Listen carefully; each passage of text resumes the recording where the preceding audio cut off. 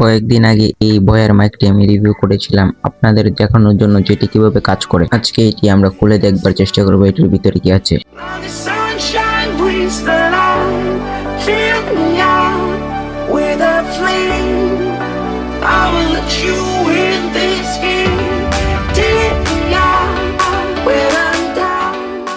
সর্বপ্রথমে এটার উপরের ফর্মটি আলাদা করে নেব, তারপরে এটি কাটার ব্লেড দিয়ে এটার সাইড দিয়ে আমরা স্পট না করে এটি খোলার চেষ্টা করব।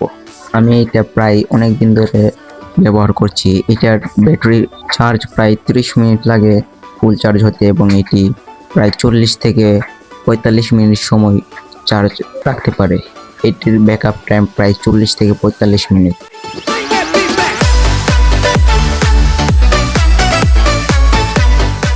এটির যে ক্লিপটি সেটি আলাদা করে নেব। আলাদা করে নেওয়ার পর দেখুন এটি খুলতে শুরু থেকে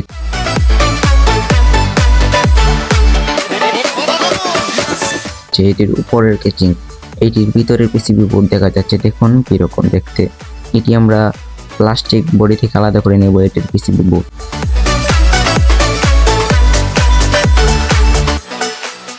এটি প্লাস্টিকের লক দিয়ে আটকানো থাকে, আমরা আলতোভাবে খোলার চেষ্টা করব, কারণ এটির মধ্যে জোরে প্রেসার পড়লে এটি ভেঙে যাওয়ার সম্ভাবনা থাকবে।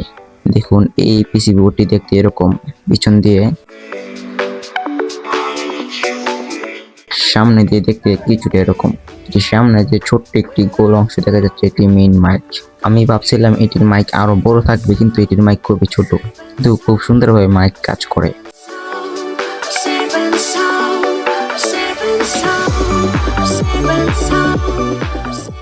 এটির ব্যাটারির গায়ে কোনো ইনফরমেশন লেখা নেই যে এটি কত এম্পিয়ার বা কত এমএএইচ এর কোনো ইনফরমেশন নাই ব্যাটারির গায়ে। ব্যাটারি ব্যাকআপ এটা প্রায় 40 থেকে 45 মিনিট দিতে পারে। দেখুন এটি আমরা বুস্ট সুইচ চেপে এটি অন করে নিলাম, এর মধ্যে লাল এবং সবুজ এলইডি ব্লিঙ্ক করছে।